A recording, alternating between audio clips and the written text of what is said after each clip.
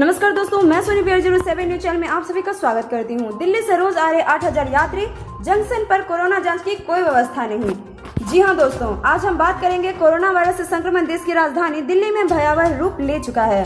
दिल्ली में रोजाना 25,000 लोग कोरोना से संक्रमित हो रहे हैं। प्रत्येक 3 व्यक्ति में एक व्यक्ति कोरोना पॉजिटिव मिल रहा है। इसके बावजूद दिल्ली से दरभंगा आने वाले यात्रियों की जांच के लिए जंक्शन पर कोई व्यवस्था नहीं है। दिल्ली से रोजाना 3 स्पेशल एक्सप्रेस ट्रेनें दरभंगा जंक्शन पहुंच रही है। दिल्ली से बिहार संपर्क क्रांति, स्वतंत्रता सेनानी और समर स्पेशल ट्रेन रोजाना दरभंगा जंक्शन पर पहुंच रही है। इन ट्रेनों से लगभग 8000 यात्री रोजाना आ रहे हैं।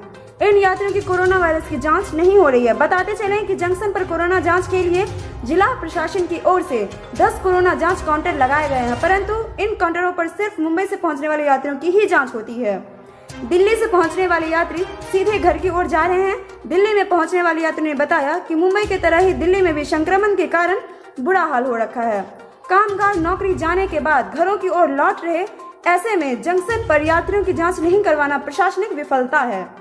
जंक्शन पर दिल्ली से आने वाले यात्रियों की संख्या सैकड़ों में होती है। ऐसे में जिला प्रशासन और रेलवे की ओर से जांच की कोई व्यवस्था न करना शहरवासियों की जान जोखिम में डाल रहा है। लोगों का कहना भी है कि इस दिशा में तत्काल प्रशासनिक स्तर पर फैसला किया जाना चाहिए। इतना ही नहीं दोस्तों, मुंबई से पहुंचने वाले यात्रियों की जंक्शन पर कोरोना जांच के लिए कोई गाइडलाइन के मुताबिक नहीं। स्वास्थ्य विभाग की टीम जंक्शन पर आने वाले यात्रियों की जांच को लेकर अब तक कोई भी गाइडलाइन को फॉलो नहीं कर रहा है। तो दोस्तों, इसी के साथ हम आपसे विदा लेंगे। आपको हमारा वीडियो कैसा लगा कमेंट करके जरूर बताएं। साथ ही लाइक और सब्सक्राइब जरूर करें, प्रेस करें बेल आइकन ताकि हमारा अपडेट सबसे पहले पहुंचे आपके पास। आपको अगर हमारा वीडियो पसंद आया हो तो लाइक सब्सक्राइब जरूर करें। साथ ही 2 गज की दूरी, मास्क का जरूरी, घर पर रहें, स्वस्थ रहें, बेवजह बाहर न निकलें, अपना ख्याल रखें। धन्यवाद दोस्तों।